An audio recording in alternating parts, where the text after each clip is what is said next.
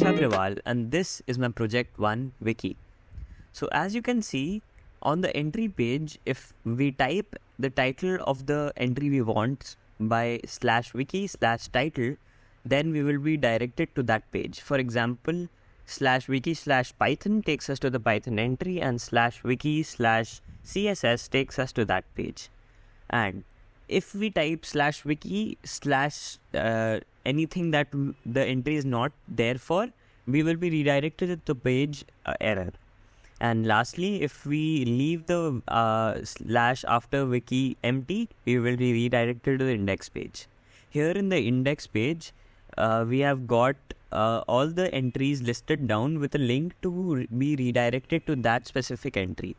As you can see, if we click the CSS link, we are directed to the CSS entry, and similarly we are doing it for Git and HTML.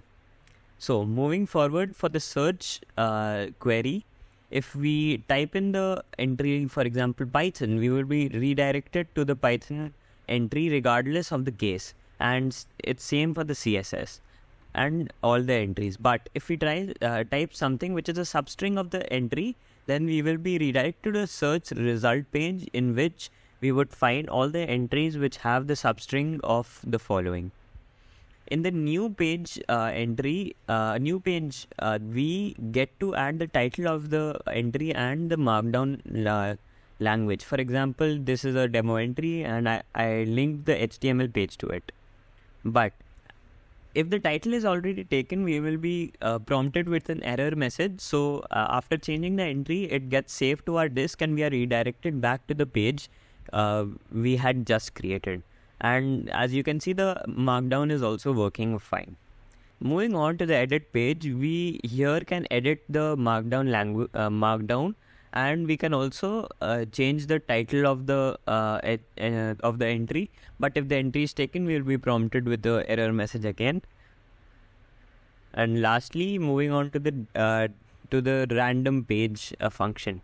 As you can see, we are redirected to random pages by its own, and I used a library here to make this possible. And lastly, the Markdown to HTML conversion. The Python here is a Markdown, which in the inspect, if we click on the inspect, we are taken to the HTML version of it. But as we move to the edit page option, here you can see the Markdown language, which shows the Markdown to HTML conversion.